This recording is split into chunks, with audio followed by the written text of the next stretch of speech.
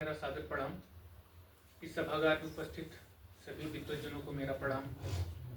हमारे संगठन के महामंत्री उपस्थित हैं, मैं उनको भी अभिनंदन करता हूं, प्रणाम करता हूं।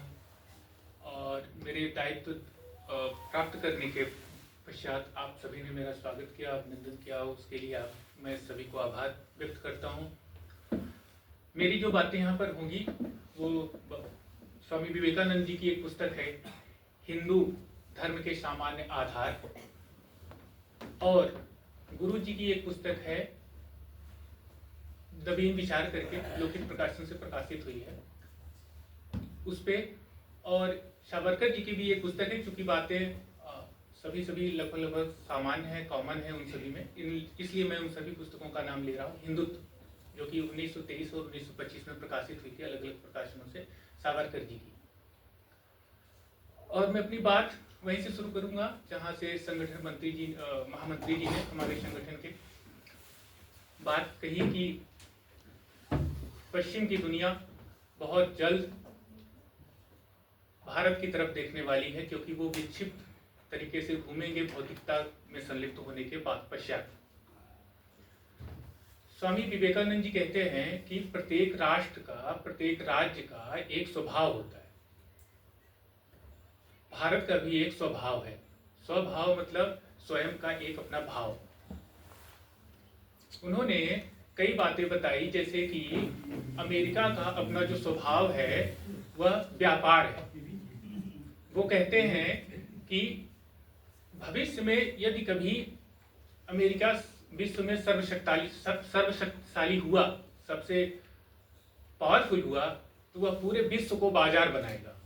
और उसने वैसा किया भी। स्वामी जी की बातें सत्य हुई। 1995 में WTO बना, उससे पहले वो गैट था, वर्ल्ड ट्रेड ऑर्गेनाइजेशन। उन्होंने कहा कि यदि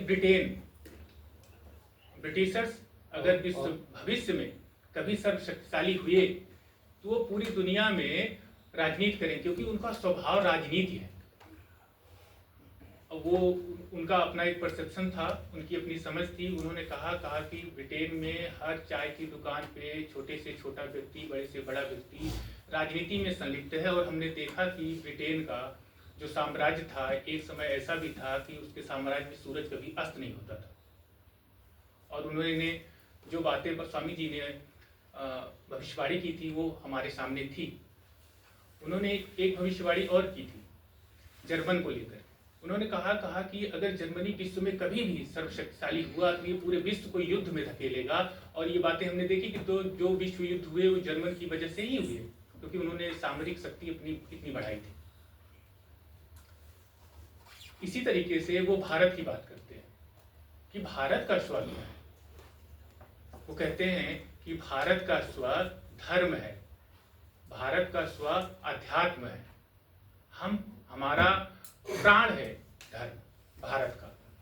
और भारत जब शक्तिशाली होगा तो वह न तो कहीं व्यापार फैलाएगा, न तो राजनीति फैलाएगा, न तो वह किसी को गुलाम बनाएगा, वह अध्यात्म और धर्म फैलाएगा। इसीलिए हमारी संस्कृति में वो बातें कही गई हैं कि वसुधैव कुटुंबकम और सर्वे भवन्तु सुखिनः की बात। और इसके उदाहरण भी है, इसके उदाहरण भी हैं कि जब हम शक्तिशाली हुए, चाहे रेशम मार्ग के माध्यम से हमने पूरे विश्व में व्यापार किया, चाहे हमारे दक्षिण में जब जाएंगे आप देखेंगे राजेंद्र चोल, राजराज चोल, उनके माध्यम से हमने व्यापार किया। और ये जो नेवी आज शब्द आया है, ये संस्कृत शब्द नाव से बना हुआ है। कभी जर्मन नेवी में सबसे पूरी दुनिया पर पावरफुल हुए, कभी ब्रिटिश के लोग हुए।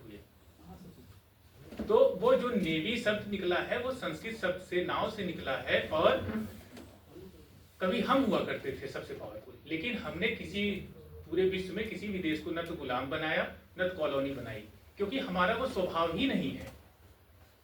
और इसीलिए हम आने वाले समय में जब कहा जाता है कि विश्व गुरु बनेंगे, जैसे भाई साहब ने अभी कहा कि यह राष्ट्र विश्व गुरु बनेगा, तो उसका ये मतलब नहीं कि हम किसी को दबाने वाले हैं या फिर किसी को गुलाम बनाने वाले हैं।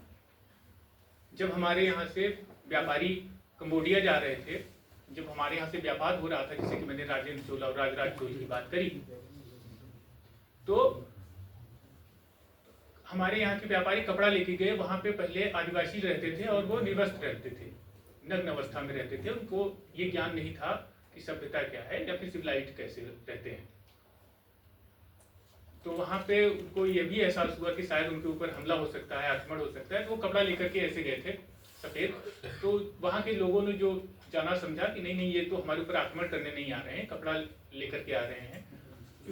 तो वो गए, तो उन्होंने वहाँ के लोगों को बताया कि भाई नग्न अवस्था में नहीं रहा जाता है, आप कपड़ा पहन सकते हैं और ये हमारे पास कपड़ा है। और उन्होंने उस पूरे समाज को कपड़ा पहनना सिखाया।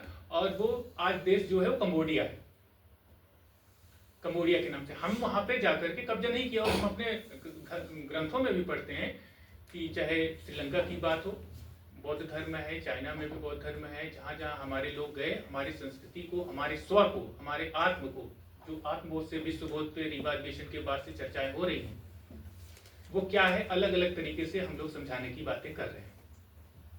चाहे वो स्वदेशी की बात हो, चाहे वह स्व की बात हो, चाहे आत्मबोध की बात हो, सारी बातें एक एक तार में, एक ही माले की सारी वो मनके हैं जिनसे सारी बातें जुड़ी हुई।